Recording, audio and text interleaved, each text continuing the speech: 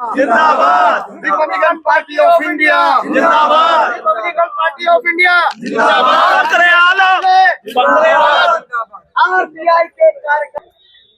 ये आप लोग अच्छी तरीके से जानते हो, एशिया की सबसे बड़ी कॉलोनी संगम बिहार के लोग बड़ी तादाद में यहाँ बैठे हैं। आप लोग जानते हो कि जब कभी बरसात हो जाती है तो संगम बिहार जो एक तरीके से तालाब बन जाता है। पानी के नाम तो वहां पे कुछ। इसके ऊपर रिपब्लिकन पार्टी ऑफ इंडिया संघर्ष करने को मैदान में उतर चुकी है। हमारे राष्ट्रीय लीडर रामदास अठावले जी का कहना है कि 2019 तक दिल्ली के अंदर जो झुग्गीवासी थे जिन्होंने वोट डाला है उनको 450 स्क्वायर फीट का मकान मिलना चाहिए। अच्छा, एमसीडी हत्या करके बैठने वाले केजरीवाल साहब जब मुस्तफाबाद में, चांदबाग के अंदर, करावल नगर के अंदर, उस एरिया में जब कभी भी कोई भी आदमी अपना कंस्ट्रक्शन का काम शुरू करता है तो एमसीडी के भाई साहब आ जाते हैं। अब मैं नहीं कह सकता कि वो कौन से रूप में आते हैं, लेकिन एक व्यक्ति 45-50 साल के बाद उसकी किस्मत को एक मकान बनाने होता है, बहुत लक वाला वो व्यक्ति होता है। और आकर के 2 डिपार्टमेंट है, एमसीडी पुलिस स्टेशन में जाकर के उनकी कंप्लेंट करती है, फिर पुलिस भी आती है और एमसीडी के लोग भी आते हैं। और एमसीडी के लोग, यहां आसिफ साहब आप मौजूद हो, आपके मुस्तफाबाद के एरिया में एमसीडी के लोगों ने क्या आतंक बचा रखा है यह आप भली भांति आप लोग जानते हो।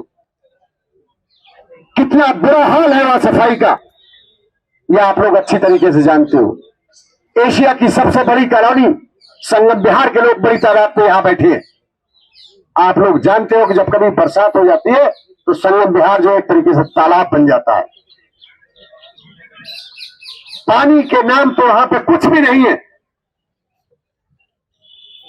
तो साथियों, हमें संघर्ष करने के लिए बाबा साहब की जो नीले पट्टे वाले हम लोग हैं, तादाद में चाहे हम कम हो लेकिन हम हौसले से हम पीछे नहीं हटते। आप लोगों ने बहुत समय दिया है, अब मैं अपनी बात को यहीं समाप्त करता हूं। जनाब खालिद साहब, शुरू होकर अब तक देश में जो अपना झंडा फहरा रही है आरपीआई, उसकी सीनियर लीडरशिप, दिल्ली की लीडरशिप हमारे साथ है। और लगातार ये बात कही जा रही है कि दिल्ली को जिस तरह से अरविंद केजरीवाल जी ने नशे की राजधानी बना दिया, एक के साथ एक बोतल फ्री थी, वो जेल भी चले गए। जहां झुग्गी, जहां मकान की बात हो रही थी लेकिन वो भी पूरा नहीं हुआ, पूरी तरीके से फेल्ड हो गई है दिल्ली। और आरपीआई ने अब कमर कस ली है कि बाबा साहब का नाम लेके, नीला पटका डाल के और उनके कदमों पे चल के दिल्ली को उसका हक और अधिकार दिलाएंगे। हमारे साथ फकरे आलम जी हैं जो आरपीआई के दिल्ली प्रदेश अध्यक्ष हैं, बहुत सारे लोग और भी हैं, उनकी पूरी टीम है। सबसे पहले मैं बात करना चाहूंगा सर, जिस तरह आज धरना हुआ मैंने देखा सैकड़ों की संख्या में और लगभग 1000 के करीब लोग पहुंच गए थे और धीरे धीरे ये संख्या बढ़ेगी। क्या लग रहा है कि नया रेवोल्यूशन, नई क्रांति आप दिल्ली में पैदा कर रहे हैं? देखिए, बाबा साहब के विचारों पे चलने वाली पार्टी, बाबा साहब ने इस पार्टी का आईन लिखा और बाबा साहब के जो विचारधारा थी कि हर व्यक्ति को पीने का पानी, शिक्षा, सुरक्षा, सम्मान और मकान ये मिलना चाहिए, इसके ऊपर रिपब्लिकन पार्टी ऑफ इंडिया संघर्ष करने को मैदान में उतर चुकी है। हमारे राष्ट्रीय लीडर रामदास अठावले जी का कहना है कि 2019 तक दिल्ली के अंदर जो झुग्गीवासी थे जिन्होंने वोट डाला है उनको 450 स्क्वायर फीट का मकान मिलना चाहिए। अच्छा, 400 स्क्वायर फीट का मकान की बात कर रहे हैं आप। ये तो बहुत सारे नेता कह रहे थे, केजरीवाल ने भी यही कहा और बहुत सारे नेता, कांग्रेस भी कहती रही, लेकिन ऐसा देखा जाता है कि बुलडोजर जो चलता है वो सबसे पहले उन गरीब की झुग्गियों पे ही चलता है। आपका अपना संघर्ष रहा है बहुत सारा, ये क्या इम्प्लीमेंट हो सकता है दिल्ली में? क्या अगर सरकार इतनी इच्छा शक्ति कर ले? क्योंकि कभी कभी लैंड की भी बात हो जाती है, वो कहते हैं डीडीए की लैंड है, ये लैंड है, ये तमाम तरह की एजेंसियां हैं दिल्ली के अंदर। तो क्या योजना बनाएंगे? कोई इसमें गहन प्लान है? क्योंकि सेंटर के साथ मिलकर काम करना पड़ेगा। तो क्या लगता है डबल इंजन की सरकार बनाने की कोशिश है क्या दिल्ली में? देखिए, जिस तरीके से मुंबई में झुग्गी झोपड़ी यहाँ जो हैं उनके ऊपर एक डेवलपमेंट प्लान बनता है। धारावी की बात आ रही है अभी। धारावी एशिया की सबसे बड़ी स्लम बस्ती है, धारावी को भी प्लान करना है। और दिल्ली के अंदर डेवलप की जाती है, वहाँ पे जिन लोगों का झोपड़ा होता है उनको मकान मिलता है, उनको फ्लैट मिलता है और बिल्डर भी अपने लिए फ्लैट रोकता है। तो इस योजना के तहत दिल्ली वासियों को भी, जो दिल्ली वासी हैं, झुग्गी वाले लोग हैं, उनको अपना मकान मिल सकता है। बाबा साहब अम्बेडकर का सपना पूरा हो सकता है। रामदास अठावले जी का जो लगातार संघर्ष है वो सपना भी पूरा हो सकता है। आपके जो दिल के करीब सबसे बड़ा मुद्दा जो मुझे समझ में आया वो है नशा मुक्ति। आप जब भी कहते हैं, जिस मंच पर चढ़ते हैं, कहते हैं कि आपका पूरा संघर्ष भी रहा है, क्या दिल्ली को नशा मुक्त कर पाएंगे? क्योंकि केजरीवाल ने तो ठान लिया था कि हर मोहल्ले में, हर घर के, हर वार्ड के अंदर 3-3 ठेके खोल देंगे। ये तो योजना थी। क्या लगता है? बड़े दुर्भाग्य की बात है कि दिल्ली का पढ़ा लिखा एक व्यक्ति दिल्ली का सीएम बनता है और दिल्ली के युवाओं को एक बोतल के साथ एक फ्री देने लगता है। तो ये उनकी ये चीज दर्शाती है कि वो मानसिक रूप से बीमार लगे। दूसरी चीज ये है कि हमारा नारा है कि Republican party of India Athawale का नारा है, दिल्ली को नशा मुक्त करना लक्ष्य हमारा है। ये हमारा मुद्दा है। और देखिए, नशे के ऊपर भारत के गृह मंत्री माननीय अमित शाह जी बहुत ज्यादा चिंतित हैं। हम सारे लोग चिंतित हैं और हम इसके लिए अगर संघर्ष करेंगे तो हम इस चीज से निजात पा सकते हैं। क्या योजना है दिल्ली के अंदर? 70 सीट का पहले आपने कहा था 40 सीट, अब ये खबर आ रही है कि 70 की 70 सीटों पर आप प्लान कर रहे हैं। देखिए, जिन लोगों ने ये बात कही है, हमारा जो संगठन है, हम 70 सीटों पे बनाने का प्रयास कर रहे हैं, लेकिन हमारा जो सीटें लड़ाएंगे हम, वो तकरीबन 40 के लगभग सीट लड़ाएंगे और हम एक दिल्ली में अच्छा माहौल बनाने की कोशिश करेंगे। क्या गठबंधन की भी कुछ उम्मीद है कि जो सेंट्रल में जो लीडिंग पार्टी जिसके साथ आप गठबंधन में हैं, बीजेपी, क्या दिल्ली में भी ऐसा लगता है? क्योंकि आपकी संख्या तो बढ़ी रही है और आपका रिप्रेजेंटेशन भी काफी अच्छा है। अगर भारतीय जनता पार्टी बड़ा दिल दिखाएगी तो हम गठबंधन के लिए तैयार, वरना फिर आप अकेला चल। मैं तो अकेला ही चला था, मंजिले गालिब, लोग आते गए और कारवां बनता गया। हाँ, ये शेर तो बहुत उम्दा है कि मैं चला था जानिबे मंजिल मगर लोग जुड़ते ही गए और कारवां बनता गया। देखिए, सच्चाई और ईमानदारी के साथ में अगर हम चलते हैं तो हमारे पीछे लोग जुड़ेंगे और हमारे पीछे लगातार झुग्गी वासी लोग, सलम बस्तियों के लोग बड़े पैमाने पर जुड़ रहे हैं। खासकर जमुना पार का जो एरिया है, वहाँ पे एमसीडी ने जो आतंक फैला रखा है, उस आतंक को भी हम आने वाले समय में खत्म करने का प्रयास करेंगे। लोग लगातार ये कह रहे हैं कि भाई दिल्ली को अब बदलाव की जरूरत है, लेकिन दिल्ली के अंदर बदलाव के साथ साथ एक और बात चल रही है कि भाई अलग अलग पार्टियों में वोट बट रहा है और कहते हैं कि इस पार्टी में जब वोट बटता है तो बहुत ऐसा भी हो जाता है कि कोई नया डार्क हॉर्स निकल के आ जाता है। कहीं ऐसा ना हो कि आरपीआई जितना कम आके और लोग, और कहीं आप लोग झंडे गाड़ दें। देखिए, मान्यवर रामदास अठावले जी की जो सोच है, उन्होंने आज तक कभी किसी मुस्लिम समाज के बारे में कोई आपत्तिजनक टिप्पणी नहीं की। दलित समाज के लिए संघर्ष करते हैं, ओबीसी समाज की बात करते हैं। तो मैं समझता हूं कि ओबीसी समाज, दलित समाज और मुस्लिम समाज मिल करके दिल्ली के अंदर सरकार रिपब्लिकन पार्टी ऑफ इंडिया की बनवाए। सीधी सरकार, मुख्यमंत्री, फिर मुख्यमंत्री क्या अभी से प्रोजेक्ट करेंगे या फिर बाद में बैठ के विधायक दल का डिसाइड करेगा? ये हमारी सेंट्रल कमेटी इस चीज को डिसाइड करती है। हमारी पार्टी का अपना एक संविधान है, उसके दायरे में रह करके हम तमाम कार्यकर्ता काम करते हैं। सर, आप कुछ अन्य भी कुछ कहना चाहेंगे? नहीं, बस फखरे आलम भाई ने जो कहा है वो सत्य है।